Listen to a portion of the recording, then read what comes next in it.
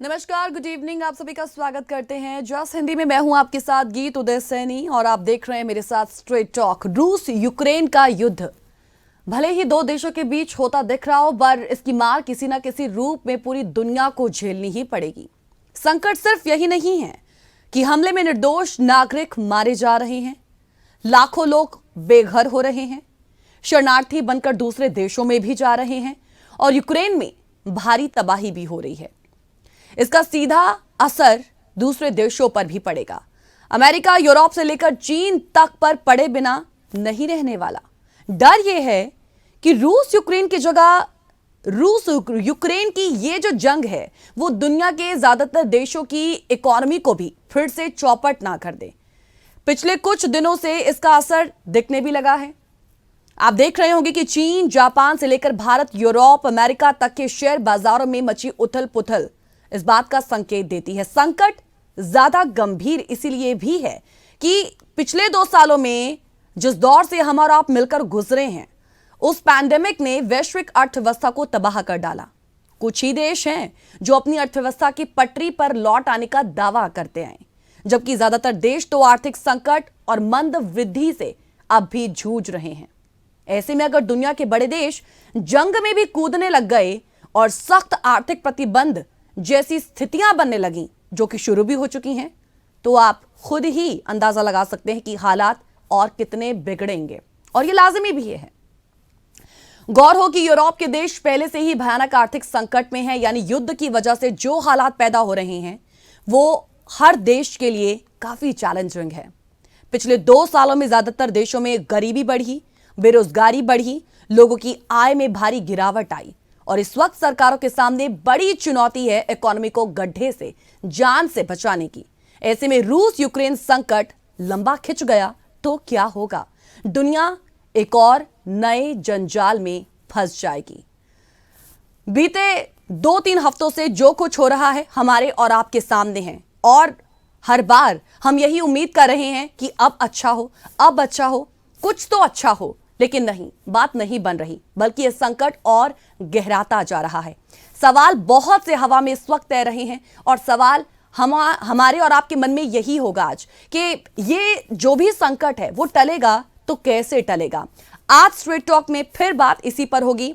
आने वाला जो एक समय है जो पूरे अनसर्टेनिटी से भरा हुआ है, पूरी अनिश्चितता से भरा हुआ है, वो संकट को कैसे बढ़ाएगा और उस संकट को कैसे दूर किया जा सकता है, आज बात स्ट्रेट टॉक पर इसी पर होगी। आइए करते हैं शुरुआत आज के स्ट्रेट टॉक की।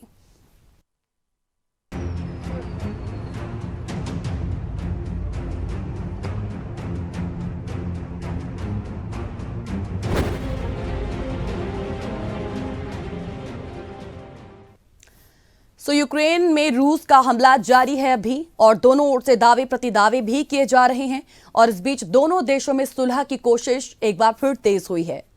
पल पल बदल रहे इन सर्कमस्टांसेस, इन घटनाक्रमों पर पूरी दुनिया की निगाहें हैं।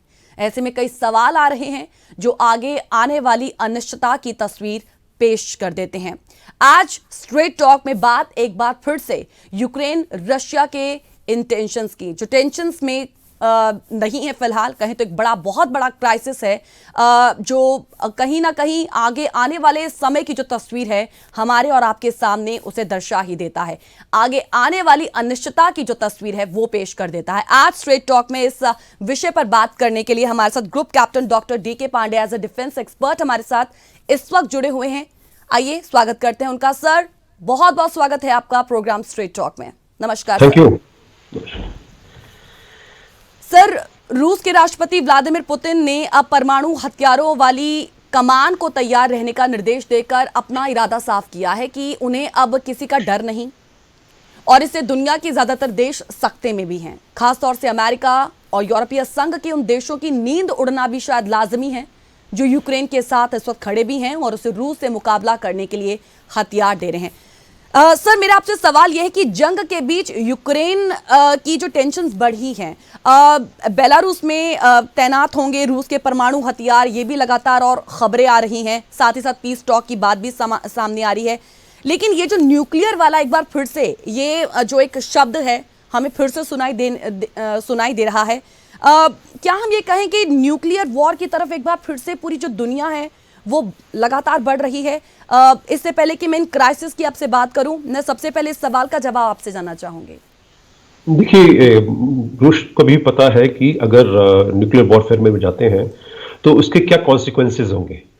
बहुत ज़रूरी है, क्योंकि कोई भी ऑपरेशन आप कंडक्ट करते हैं, कोई मिशन कंडक्ट करते हैं, तो उसके प्रॉस कॉन्स दोनों को बहुत भली भांति आप करते हैं, क्योंकि आपको उस ऑपरेशन के बाद जो पोस्ट ऑपरेशन डेवलपमेंट्स होंगे उनको भी हैंडल करना होता है। तो वो इतना आसान नहीं होगा। और चेरनोबिल में जब 2 दिन पहले ही उन्होंने कब्जा किया और वहाँ की इमिशन के बारे में काफ़ी हल्ला मचा, आपने आपने भी खबरों में देखा होगा। हम्म। हेलो जी। टेक्निकल दिक्कत की वजह से इन बिटवीन कोई दिक्कत आ रही है, हम फिर से करेक्ट करने की कोशिश करते हैं। जी, हम लोग न्यूक्लियर वॉर से उपजे संकट का जिक्र कर रहे थे और हम बात यहां पर ये कर रहे थे कि दुनिया के ज्यादातर देश इस वक्त सख्ते में हैं। खासतौर से अमेरिका और यूरोपीय संघ के उन देशों की नींद जो है वो उड़ना आज लाजमी है, जो यूक्रेन के साथ आज कहीं ना कहीं खड़े हैं, उसे भरपूर समर्थन दे रहे हैं और उसे रूस से मुकाबला करने के लिए हथियार भी दे रहे हैं। इससे अब ये जो खतरा है वो पैदा हो गया है। खतरा ये है कि फिलहाल ये जो पूरी स्थिति है वो कब हालात किस तरीके का मोड़ ले लें और पुतिन परमाणु हमले का दाम ना चल दे, दिक्कत यहीं पर है। सर एक बार फिर से हमारे साथ जुड़ चुके हैं। सर जी, आप अपनी बात कह रहे थे, सर कंटिन्यू कीजिएगा। जी, तो ये है कि इसके जो न्यूक्लियर वॉरफेयर के जो कॉन्सिक्वेंसेस हैं वो पुतिन साहब को भली भांति परिचित है और पूरा विश्व जानता है कि किस प्रकार से जब नागासाकी पे बॉम्ब गिराया गया और आज तक हम उसको झेल रहे हैं। और चेरनोबिल का जो मैंने आपको उदाहरण दिया कि 2 दिन पहले जब उस पर कब्जा किया गया तो पूरे वर्ल्ड ने कंसर्न शो किया कि इमिशन जो है बढ़ेगा, तो it be against all the Mankind. सभी जो वहां पर जनजीवन है, जो लोग हैं, वो ये नहीं दिखेंगे कि रशियन है कि यूक्रेनियन है या कहाँ के हैं। वो एक ह्यूमन बॉडी जो होगी वो इस पर इफेक्ट होगा। तो ये जो सूचना है कि न्यूक्लियर कमांड को रशिया ने एक्टिवेट कर दिया, ये एक जो है इंफॉर्मेशन वॉरफेयर का और साइकोलॉजिकल वॉरफेयर का स्टेप है। और उद्देश्य ये है कि जो यूक्रेन की सेना है और यूक्रेन के जो स्ट्रेटेजिस्ट हैं उनका मनोबल गिरे, क्योंकि जब उनका मनोबल गिरेगा तो निश्चित रूप से लड़ाई जो है वो उसमें कमजोर पड़ेंगे। और रशिया के साथ सबसे बड़ी प्रॉब्लम क्या हो रही है कि जितनी भी उसके यूएसएसआर के जो देश थे वो अगेंस्ट अमेरिकन थे और वो सब धीरे धीरे करके अमेरिकन नाटो में शामिल होते जा रहे हैं। अब प्रश्न उठता है कि नाटो का जो एक्सपेंशन हो रहा है वो किस लिए हो रहा है। अगर नाटो जो है वो एक्सपेंड कर रहा है, अपने आप को इतने कंट्रीज ऐड कर रहा है, और तो वो किसके अगेंस्ट ही खड़ा कर रहा है। तो वो सब नेचुरल है कि वो रशिया के अगेंस्ट ही सब खड़ा कर रहा है। तो रशिया कैसे एक्सेप्ट कर सकता है कि उसके दुश्मन जो है वो दोबारा रिफॉर्म करें और कॉन्सेंट्रेशन बना के उस पर अटैक करें। नंबर 1। नंबर 2, जो एक ज्योग्राफिकल डेप्थ, जैसे कि स्ट्रेटेजिक डेप्थ भी कह सकते हैं आप, जो उसके पास हासिल है वर्तमान में, क्योंकि यूक्रेन अभी नाटो के साथ जुड़ा नहीं है। अभी रशिया ये समझता है कि यूक्रेन के साथ का हिस्सा है। जो जो जो बात हुई है कल गोमिल में, और पहले दौर की वार्ता जो हुई है, लगभग 3.5 घंटे वो वार्ता चली है, उसमें रशिया ने जो ऑप्शन दिया है यूक्रेन को, बोला है कि आप न्यूट्रल कंट्री बनिए। आपको यूक्रेन, आप अगर नाटो के साथ हमारे साथ नहीं आना चाहते तो नाटो के साथ ही मत जाइए, आप न्यूट्रल रहिए, हमें कोई दिक्कत नहीं है, हम उसको कंट्रोल कर लेंगे। क्यों? उद्देश्य केवल एक ही है कि अब जो दुश्मन अभी यूक्रेन के पश्चिम में है, वो यूक्रेन अगर नाटो में शामिल होता है तो निश्चित रूप से वो दुश्मन उनके दरवाजे पर खड़ा हो जाएगा और उनको जो उनके टोटल डिफेंस जो डिप्लॉयमेंट्स हैं और जो स्ट्रेटजीज हैं वो सारी उनको चेंज करनी पड़ेगी। तो कोई भी देश नहीं चाहेगा कि ये सब इन सब बवाल में फंसे। और तीसरा बात जो है कि पूरा विश्व जो है, चाहे वो यूरोपियन एरिया हो, एशिया हो या अमेरिका हो, सभी लोग कोरोना के पैंडेमिक से बहुत प्रभावित हुए हैं। पूरी इकोनॉमिक, ग्लोबल इकोनॉमिक जो है अफेक्ट हुई है। अगर देखें आप भारत को छोड़ के, और 1-2 मुल्क और है जिनका की जीडीपी बढ़ा है, बाकी सबका जीडीपी डाउन हुआ है। जी। यूके यूएसएसआर का बताया जाता है कि लगभग 9% डिक्रीज हुआ है जीडीपी। तो जब ऐसे हालात हो रहे हैं तो क्या हम वॉर करके अपनी जीडीपी को और हम पंगु नहीं कर देंगे, उनको और पैरालाइज नहीं कर देंगे? तो निश्चित रूप से एक ये जो जितनी भी है सूचना का युद्ध, जिसे कहा जाता है कि इंफॉर्मेशन वॉरफेयर का हिस्सा है, और साइकोलॉजिकल इम्पैक्ट इसका इन खबरों का है। देखिए आप उसको चर्चा कर रहे हैं आप आज, तो प्रायोरिटी हमारे बीच में जो है ये हो जाती है कि नहीं, न्यूक्लियर नहीं होना चाहिए, क्योंकि ये बहुत ही बुरी चीज है और इसके आफ्टर इफेक्ट्स डिकेड्स तक रहते हैं। तो ऐसे हालात में हम चाहते हैं कि ये नहीं हो, लेकिन रशिया को पता है कि अगर जैसा कि वो इस मिशन का पूरा ऑब्जेक्टिव एक ही है कि नाटो में यूक्रेन शामिल ना हो। दूसरा, वो चाहते हैं यूक्रेन में जो भी गवर्नमेंट बने, जो प्रेसिडेंट ठीक। बने, वो प्रो रशियन हो। हाँ, अगर राइट राइट उनका राइट। प्रो रशियन प्रेसिडेंट आ गया तो रशिया को कैसे राज करेगा, उस पर कैसे वो अपना रूल करेगा? अगर सारे लोग वहाँ के जो लोकल पॉपुलेशन है वो उनकी रशियंस के अगेंस्ट एंटी रशियन है, तो administration will be very very difficult. तो ये डेफिनेटली सब ऐसी डेफिनेटली। इतने सारी जो इक्वेशंस जो डिस्टर्ब हो रही है डिफरेंट प्लेसेस पर, ये इतना आसान नहीं है इसको हैंडल करना। तो ये न्यूक्लियर का जो हम बोला गया है, हल्ला मचाया गया है, ये जी। मात्र साइकोलॉजिकल वॉरफेयर का हिस्सा है। Definitely sir. पर सर, क्योंकि परमाणु हमला जो है वो इतना आसान भी नहीं, जिसका जिक्र आप कर भी रहे हैं कि इसके कॉन्सिक्वेंसेस सभी जानती, पूरी दुनिया जानती है, इसका इफेक्ट जो है वो अभी तक देखने को मिलता भी है। पर रूस ने अमेरिका, पश्चिमी देशों और नेटो की धमकियों के बाद जिस तरीके का आक्रामक रुख अख्तियार किया है, उससे खतरा जो है वो और बढ़ गया है। सर, ये सवाल का जो जवाब है मैं आपसे जरूर लूंगी। एक छोटे से ब्रेक के लिए यहाँ पे रुक रहे हैं, जल्द लौटेंगे स्ट्रेट टॉक में, बने रहिएगा आप हमारे साथ।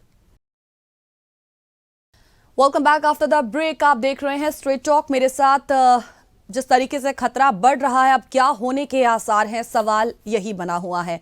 जिस तरीके से अभी फिलहाल दोनों देशों ने रुख अपना अख्तियार किया हुआ है, उससे खतरा तो डेफिनेटली और आगे बढ़ ही गया है। जंग शुरू होने से पहले तक तो लग रहा था कि अगर लड़ाई छिड़ भी गई तो ज्यादा दिन तक नहीं चलेगी, पर रूस के धावा बोल देने के बाद पिछले 5-6 दिनों में जिस तरीके से पल पल हालात बदले हैं, उसे देखते हुए कोई भी ये कह सकता है या कयास लगा पाना आसान नहीं है कि आगे क्या हो जाए। Sir, welcome back after the break. एक बार फिर से आपका स्वागत करते हैं। सर, हम लोग यही बात कर रहे थे कि अब जिस तरीके से न्यूक्लियर वॉर की तरफ दुनिया बढ़ रही है, हम पिछले 2-3 दफ़ा हम ये इस पर जिक्र कर भी चुके हैं कि अब ये जो चीज़ें हो रही हैं, उसके बाद आगे क्या होगा पता नहीं, क्योंकि अक्सर पुतिन जी के बारे में कहा भी जाता है कि एक बड़े हठी किस्म के हैं, एक कहें विद्रोही टाइप्स के हैं, बड़ा ही उनका रिगरस नेचर है, एक रेबेलियस नेचर रहा है, कुछ भी कभी भी कर सकते हैं। वी वांट टू नो कि पुतिन के मन में क्या चल रहा है, रशिया आखिर चाहता क्या है, रशिया के मन में आखिर क्या चल रहा है। देखिए, वन पॉइंट ऑब्जेक्टिव, नाटो में यूक्रेन शामिल ना हो, Ukraine should be pro Russian, this is the ultimate aim. लेकिन वो उसके अभी हालात लग नहीं रहे, वो भी अप्रिशिएट करते होंगे इस बात को। तो वो चाहते हैं कि किस प्रकार से हमें नाटो से में यूक्रेन को नाटो में शामिल होने से रोका जाए। हाँ, जी। तो अगर आज की जो वॉर हम 6 डे में एंटर कर गए हैं, अगर आज घोषणा कर दे यूक्रेन या अमेरिका की हम नाटो में शामिल नहीं होंगे, तुरंत ही वॉर रुक जाएगी। क्योंकि मिशन, वन पॉइंट मिशन एक ही है। और जैसा मैंने कहा कि जो स्ट्रेटेजिक डेप्थ है वो रशिया किसी भी हालत में खोना नहीं चाहता। ऊपर बेलारूस और नीचे क्रिमिया है, बाकी सारे जो देश हैं वो प्रो नाटो है। तो ऐसे कंडीशन में बहुत मुश्किल होता है अपने देश को सुरक्षित रखना। और पुतिन जो है वो काफी मजेवी खिलाड़ी हैं। वो केजीबी में रह चुके हैं, जानते हैं कि इंटेलिजेंस एलिमेंट्स कब कैसे वेरी होते हैं और क्या इकोनॉमिक जो हमारा एलिमेंट है वो कितना एक्टिव है। इतने सैंक्शन लगाए गए हैं, उसके बावजूद भी वो जो बिल्कुल भी जरा सा भी विचलित नहीं हुए, मस्त नहीं हुए। हाँ, राइट राइट। उसका रीजन एक ही है कि इन्होंने इसका होमवर्क कर रखा है। उनको पता है, वो धीरे धीरे जो उनका डॉलर बेस्ड जो ट्रेड था उसको वो यूरो बेस्ड ट्रेड कर रहे हैं, ताकि डॉलर की रेट ऊपर नीचे हो, उससे फर्क नहीं पड़ता। Euro will be always strong. Rouble जो आपने सुना होगा कि 30-40% कल डाउन हो गया। तो अब आज देखिए, आज की खबरें क्या होती है, जैसे डेवलपमेंट होगा और डाउन होने की संभावना है, लेकिन ये सबको पता है। लेकिन ये देखने की चीज है कि ये जो इकोनॉमिक हलचल मची हुई है, इसका क्या रशिया पे असर पड़ेगा, पूरे विश्व में इसका असर पड़ेगा। तो हम अपने पैर पर कुल्हाड़ी क्यों मारना चाहते हैं? हमें, अगर हम दोनों देशों को कहें बातचीत करो और हम ये कहें ठीक है हम नाटो में शामिल नहीं करेंगे, बात खत्म हो जाएगी। जैसा मैंने शुरू में कहा कि नाटो आप बना रहे हैं, किसके खिलाफ बना रहे हैं? तो और वो नहीं चाहता लड़ाई हो झगड़ा हो, तो क्यों आप बात को आगे बढ़ा रहे हैं? तो इसके पीछे एक जो कारण और बताया जा रहा है कि जो गैस पाइपलाइन है जो रशिया से जाती है नाटो कंट्रीज यूरोपियन यूनियन में, यूरोप के देश उस गैस लेते हैं, उसकी कॉस्ट है उनको लगभग $200 के आसपास पड़ती है पर बैरल। और अमेरिका चाहता है कि ये जो पैसा है वो उसे मिले। तो ये था कि इसको रोका नहीं जाएगा। दोनों देशों में जब ये सैंक्शन जैसे हो रहे हैं तो उससे प्रभाव सीधा पड़ेगा कि वो ट्रेड भी उनका इफेक्ट होगा। लेकिन जो यूरोपियन कंट्रीज हैं उनका एनर्जी रिक्वायरमेंट कहाँ से मिलेगा, उनको कैसे मीट होगा? तो इस कंडीशन में अमेरिका पेश करेगा। अमेरिका जो है इसी गैस को अगर एक्सटेंड करता है तो वो $1,000 पर बैरल रहता है। तो सोचिए आप कि कोई देश जो है वो 5 गुना ज्यादा खर्चा अपना क्यों बढ़ाएगा। कहाँ उसको $200 मिलता था, अब $1,000 उसको पे करने पड़ेंगे। तो ये बड़ा इंटरलिंक्ड सिस्टम है। आपने ये भी सुना होगा कि स्विफ्ट से जो है उनको निकाल रहे हैं और बैंकिंग सिस्टम को पैरालाइज करने की पूरी कोशिश चल रही है। कई देशों ने सैंक्शन लगा दिए हैं। लगा दिए, हाँ। ये क्यों भूल जाते हैं कि जो ट्रेड किसी दो देशों के बीच में होता है इंटरनेशनल रिलेशंस में, वो एकदम से आप बंद नहीं कर सकते। भारत ने चाइना के विरुद्ध कितना कड़े कदम उठाए, कितने उनके वेबसाइट, कितने एप्लीकेशंस उनको बंद किए, बाकी जो चाइनीज आइटम आते थे उनको रोकने का प्रयास किया, लेकिन क्या हमारा ट्रेड चाइना से कम हो पाया? वो जो हम चाहते थे शून्य नहीं हो पाया, क्योंकि इसमें डिकेड्स लगेंगे इसको शून्य करने में। क्योंकि आपको देखिए रिक्वायरमेंट तो आपको है ही ना, यू नीड दोज आइटम्स, वो आइटम कहाँ से आएंगे? तो अभी और बाकी कोई देगा तो आपको वो इतना कॉस्टली देगा कि आपकी इकोनॉमिक पे फर्क पड़ेगा। तो ये बड़ा जटिल, बड़ा कॉम्प्लेक्स इक्वेशन है। ये माने कि एक स्ट्रैटेजी बनाई हुई है ऑलरेडी रशिया ने और उसी को वो फॉलो कर रहा है। बिल्कुल बिल्कुल। देखिए आप कि मैं इसलिए बोलूंगा, जब शुरू में लड़ाई शुरू हुई 24-25 तारीख को अगर देखें तो जो पैटर्न था लड़ाई का वो ये था कि शुरू में इन्होंने ब्लास्टिक मिसाइल और क्रूज मिसाइल भेज का थोड़ा सा वहां पर धमाके किए और थोड़ा सा लो हो रहे। लेकिन यूक्रेन जो है प्रेशर आ गया और यूक्रेन शुरू में बहुत ही कॉन्फिडेंट था कि नाटो कंट्रीज आ जाएंगे फील्ड में और उसको बचा लेंगे और उसको रशिया को प्रॉपर उसको रिप्लाई देंगे। लेकिन ऐसा हुआ नहीं, क्योंकि नाटो का जो चार्टर 5 है वो कहता है कि नाटो कंट्रीज जो है नाटो मेंबर के लिए ही हेल्प एक्सटेंड कर सकते हैं, और अभी यूक्रेन तो नाटो मेंबर है ही नहीं, तो किस क्लॉज में वो एक्शन लें। और फिर दूसरी बात ये तो रहा लीगल एस्पेक्ट, लेकिन अगर इकोनॉमी के पॉइंट से देखें तो देश क्यों चाहेंगे कि उनके सैनिक युद्ध में जाएं, और वो देखिए सैनिक युद्ध में जाएगा तो निश्चित रूप से कुछ फर्टिसाइड होगा, कुछ लोग मरेंगे, कुछ अपने लोग मार सकते हैं और कुछ दूसरे दुश्मन को लोग मारेंगे, तो हम जानो माल का नुकसान क्यों करें? तो ये सारी चीजें देखते हुए नाटो कंट्रीज ने ये कहा कि हम आपको सपोर्ट करेंगे।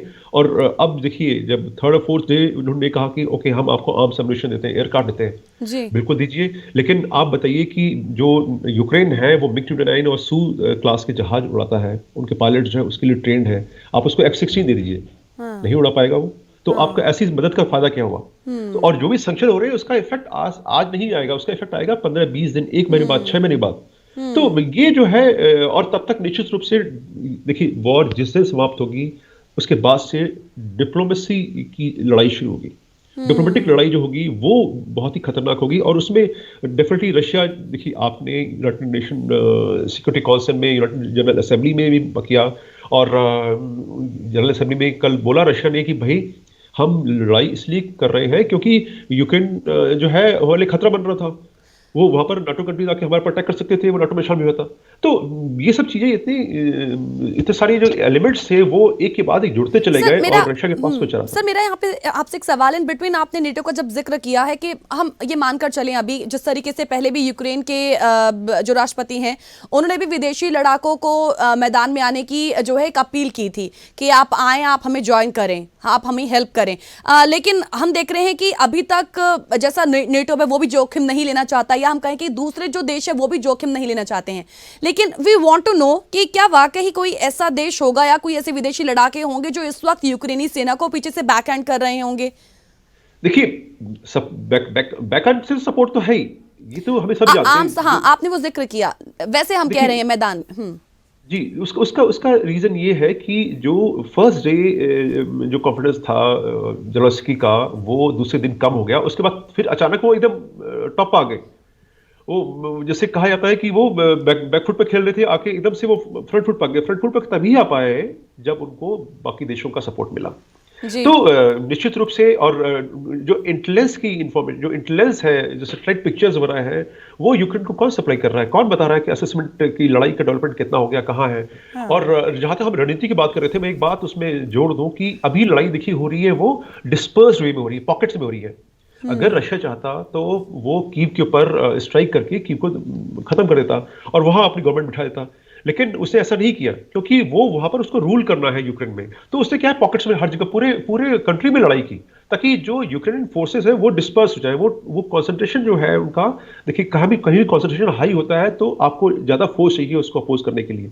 अब इस कंसंट्रेशन को ब्रेक कर दिया, ये एक स्ट्रेटेजिक अप्रोच है लड़ाई के लिए कि अब यूक्रेन सेना जो है वो खार्किव में भी है, ली में भी है, उसको क्रीमिया की तरफ भी जाना है, चारों तरफ लड़ाई हो रही है। सर डिस्पर्स करने की कोशिश तो की गई है, क्या यूक्रेन की सेना उससे हुई है? मतलब जो रशिया चाहता था, क्या यूक्रेन वो मतलब वो उसमें सक्सेसफुल हुआ है? रशिया जो आप खुद देखिए कि खार्किव के लिए जो है वो उसमें अपोजिशन क्यों है इतना, और बाकी जो है जहां पर आप सुनोगे सैमी है और बाकी जगह जो है लीवरा है, जो सब ये सब इलाके जहां पर भी हैं वहां पर जो भी अपोजिशन हो रहा है वो कहां से आ रहा है? यूक्रेन की सेनाएं तो लड़ रही हैं वहां पर, अदरवाइज ये क्रीमिया से अब तक तो ये कीव के साउथ में आज पहुंच चुके होते, लेकिन अभी बहुत ज्यादा इसमें डेवलपमेंट नहीं हो पाया, ज्यादा एरिया वो कवर नहीं कर ज्यादा पाए नहीं ग्राउंड हुआ, पर। हाँ। तो वो राइट डिस्पर्स राइट करने में कामयाब हुए हैं, और इसका एक कारण और भी है। जी देखिए उन्होंने जितने भी एडल्ट्स हैं 18 से 60 साल के लोगों को यूक्रेन ने राइफल्स दे दिए हैं और कहा कि आप ट्रेनिंग में आइए, हम आपको ट्रेन करेंगे, you go for the war. जो जी वेटरन्स हैं लगभग काफी संख्या है उनकी, ये फिगर वेरी कर रहा है, 2 लाख से 5 लाख के बीच में फिगर जो है ठीक वो वेरी कर रहा है मीडिया सोर्सेज में। तो इतनी बड़ी, अगर हम मान लीजिए कम से कम 2 लाख भी अगर लोग हैं वो भी अगर शामिल होते हैं तो बहुत बड़ी सेना उनकी बन जाती है। और रशिया जो है वो अपनी वो 5 लाख की सेना को पूरे एक साथ नहीं कॉन्सेंट्रेट करेगा यूक्रेन के लिए, उसको ठीक बाकी जगह भी देखना है, क्योंकि कहीं आक्रमण कहीं कहीं और से भी हो सकता है। तो ठीक ये थोड़ा सा ये वेरिएबल्स हैं जो कि आपको कंट्रोल करनी ही पड़ेंगी, आपको उसको कंसिडर करना ही होगा। तो जो लड़ाई अभी अभी जो मुझे लगता है कि जो लड़ाई जैसे चल रही है और अगर समझौता नहीं हो पाता तो लड़ाई जो है ज्यादा से ज्यादा 2 दिन और चलेगी, क्योंकि अब रशियन सेनाएं जो है वो लगभग 25-30 माइल्स जो है दूर है कीव से। जब ठीक वो रास्ता कवर हो जाएगा तो वो निश्चित रूप से कीव पहुंच जाएंगी और वहां पर ओवर पार कर लेंगी।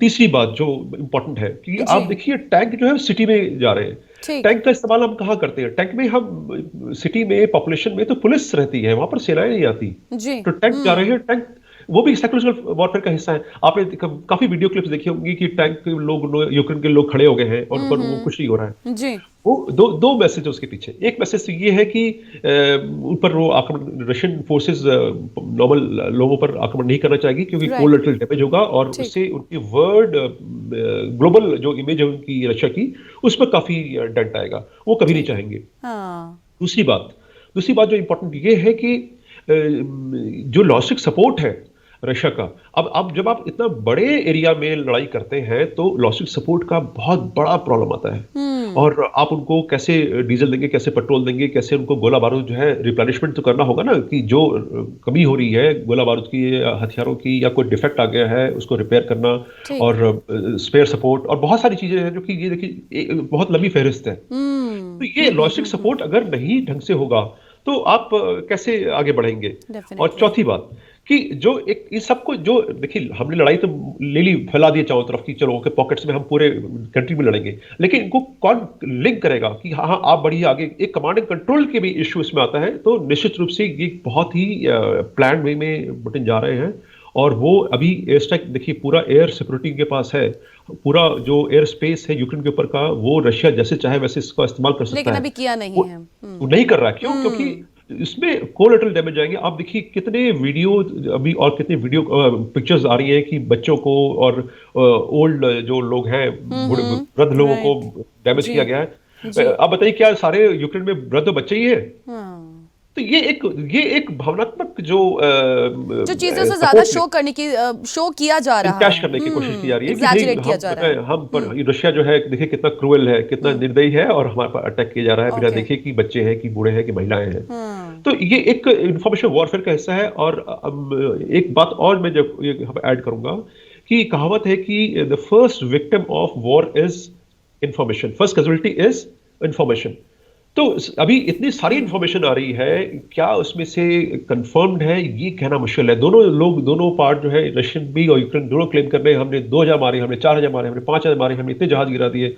वो फिगर देखिए अब बढ़ते जा रहे हैं दिन पर दिन, लेकिन कितनी सच्चाई है ये कहना बड़ा मुश्किल अभी है। थोड़ा सा तो मुश्किल है निश्चित रूप से जो हमको ठीक थोड़ा सा बहुत संभल के उन इंफॉर्मेशन को जो है उसे इंटरप्रेट हैंडल करने करना की यहाँ पर चाहिए, जरूरत है क्योंकि जी कई बार जो है वो उद्देश्य कुछ और है और मैसेज कुछ और दिया जाएगा। मैसेज कुछ और दिया जा रहा है। डॉक्टर साहब यहाँ पर एक छोटे से ब्रेक के लिए यहाँ पे फिलहाल रुक रहे हैं, जल्द लौटेंगे। स्ट्रेट टॉक में जुड़े रहिएगा हमारे साथ। Welcome back after the break. आप देख रहे हैं स्ट्रेट टॉक, मेरे साथ रशिया और यूक्रेन के बीचों बीच जो फिलहाल अभी सिचुएशन है, जिक्र आज उसका एक बार फिर से कर रहे हैं और साथ ही साथ भारत के संदर्भ में भी बात होगी। लेकिन उससे पहले हम लगातार बात कर रहे हैं कुछ एक्सपेक्टेशंस की भी, जो अभी फिलहाल पीस टॉक शुरू हुए हैं। उन सबसे क्या जो है वो तस्वीर, जो एक पॉजिटिव तस्वीर क्या वाकई निकल पाएगी। ग्रुप कैप्टन डॉक्टर डी के पांडे इस वक्त हमारे साथ जुड़े हुए हैं। Sir welcome back after the break. Sir, इससे पहले कि मैं भारत के संदर्भ में आपसे बात करूं, अभी बच्चों का जो वैक्यूएशन जो प्रोसेस है पूरा, क्या भारत उस दिशा में सही जा रहा है, वो आपसे सवाल करूं। लेकिन उससे पहले कुछ बहुत ही बेसिक से सवाल, अभी फिलहाल जो सिचुएशन है, करंट सिचुएशन है, उसको लेकर मेरा आपसे सवाल है। एक सवाल तो सर ये है कि why is Russia not winning Ukraine, ये आपने थोड़ा कहीं ब्रीफ में तो नहीं, लेकिन हाँ इसकी जिस्ट जो है वो हमें दी। लेकिन दूसरा सवाल आपसे सर ये है कि अभी फिलहाल अब दूसरी टॉक भी जो है वो शुरू हो गई है बेलारूस के कहें बॉर्डर पर। So what are the expectations of Russia and Ukraine talks? देखिए, ये एक बहुत ही अच्छा साइन है। संवाद, communication is very important element to resolve any issue. क्योंकि आप बात ही नहीं कर रहे हैं और दोनों मुंह मोड़ के पीठ एक दूसरे की तरफ करके बैठे हैं, तो बातचीत तो आगे बढ़ नहीं रही है, तनाव तो बना हुआ है। तो ये एक अच्छा इंडिकेशन है कि एटलीस्ट फोर्थ डे हमने, फिफ्थ डे सॉरी, कुछ हमने बात आगे बात तो कम से कम कर रहे हैं अपना। देखिए, मैं अपना दुखड़ा रहूंगा, आप अपना दुखड़ा रहेंगे, शायद रास्ता निकल रहा है। तो हमें उम्मीदें ये हैं और जैसे मैंने कहा कि बहुत अच्छा इंडिकेशन है। अब दूसरी बात कि आज की डेट में क्या ये टॉक्स कुछ कर पाई? देखिए, पहले टॉक में दोनों ने एक दूसरे पर ब्लेम किया, आपने ये किया, आपने वो किया, आपने सेनाएं भेज दी, आप हमारे बच्चों को मार रहे हैं। और इसके अलावा एक और पॉइंट बता दूं कि इंटरनेशनल कोर्ट ऑफ जस्टिस में यूक्रेन गया है कहते हुए कि रशियन फोर्सेस ने हमारे पॉपुलेशन को मैसेकर किया है, मारा है बहुत इस तरह से। जी, तो यूएन में उन्होंने दिया था ये एड्रेस। तो ये जो आक्षेप है वो रशिया कभी ही अपने पर नहीं लेगा, क्योंकि कोलैटरल डैमेज नहीं हो, इसलिए तो ये युद्ध लंबा हो रहा है। अगर उसको यूक्रेन को समाप्त करना होता तो वो कुछ एयर स्ट्राइक करके 1.5-2 घंटे में पूरा कीव को कब्जा कर लेता और बाकी जो इंपॉर्टेंट इंस्टॉलेशंस है उनको खत्म कर देता। लेकिन उसने ऐसा नहीं किया, क्योंकि वो चाहता है कि कोलैटरल डैमेज ना हो और जो है वहाँ की पॉपुलेशन है वो प्रो रशियन हो। तो जो बातचीत हो रही है उससे सबसे बड़ा फायदा है कि एटलीस्ट दोनों कहीं ऊपर नीचे करके कहीं कोशिश करेंगे कि हल निकल आए। अब जिस ढंग से अगर जो अभी जो एकदम हम स्ट्रिक्ट करके बैठ जाएं तो नेचुरल बात नहीं बढ़ेगी। लेकिन धीरे धीरे जैसे समय बीतता जा रहा है, यूक्रेन को पता है कि उनको दिक्कत हो रही है, उनके लोग परेशान हैं, लगभग 2-3 लाख लोग जो हैं वो वहाँ से निकल गए हैं, उनकी इकोनॉमिक जो है पैरालाइज हो रही है, सपोर्ट जो आना था बाकी देशों से वो नहीं आ रहा है। और रशिया भी देख रहा है कि चीज़ें जो है नुकसान हो रहा है उनको इकोनॉमिकली, और इतने सैंक्शन लग रहे हैं, उनको सैंक्शन को रिवर्ट बैक करना इट विल टेक टाइम, क्योंकि इतने देश जो है वो कुछ कर नहीं पा रहे हैं, तो वो तिलमिला रहे हैं। ये जो सैंक्शन है वो इंडिकेशन है कि कितनी तिलमिलाहट है बाकी देशों में। और दूसरा, विश्व को ये खबर दी जा रही है कि हम एक्टिव हैं और हम कुछ कर रहे हैं। हाँ, आप कुछ कह रही थे, सॉरी। जी सर, आप इसी चीज को कंटिन्यू रखिए। हाँ, तो ये जो है रशिया का बातचीत के लिए उन्होंने, देखिए ये पिछले 3 दिन से जो तास है रशियन न्यूज एजेंसी, उनका खबर आई थी 3 दिन पहले कि भाई ये दोनों देश बातचीत करने का प्रयास कर रहे हैं और की मीटिंग हो रही है। और बेलारूस में कहाँ पर मीटिंग हो इसके बारे में काफ़ी कुछ संशय था यूक्रेन को। तो यूक्रेन ने कहा भी कि हम मिन्स्क में नहीं बैठेंगे, क्योंकि हो सकता है उनके दिमाग में था कि हम जाएं और हमें हॉस्टेज बना लिया जाए, जो हमारे रिप्रेजेंटेटिव जाएंगे उनको हॉस्टेज बना लिया जाए। लेकिन ऐसा होता नहीं है कि जो इंटरनेशनल रिलेशंस में, अगर आपको पुरानी कहानी में सुनी होगी तो राजदूत आता था एक देश का दूसरे राजा के पास, तो उसका सम्मान किया जाता था और उस पर कोई उसको चोटें पहुंचाते थे। वो प्रथा अभी भी चल रही है। तो अगर रिप्रेजेंटेटिव जो आते हैं नेगोशिएशंस के लिए, बातचीत करने के लिए, उनको कोई नहीं छेड़ता। लेकिन ये खतरा था कि रूस कुछ भी कर सकता है यूक्रेन के दिमाग में कि, और इनके जो रिप्रेजेंटेटिव वहाँ बातचीत करने जाएंगे उनको पकड़ा जा सकता है या उनको मारा जा सकता है। लेकिन ऐसा कुछ हुआ नहीं। और बातचीत तो एक अपने आप में देखिए पॉजिटिव एलिमेंट, उनको क्या नहीं यार ये सचमुच बात करने को तैयार हैं, ये हमको डैमेज नहीं करेंगे। अब तो हमारी मानसिक स्थिति जो है वो दिमाग में, ये बैकअप माइंड में आएगा, क्योंकि अभी जो तैयारी करके आएंगे रिप्रेजेंटेटिव जो है, देखिए खुले फ्री होकर बात नहीं करते।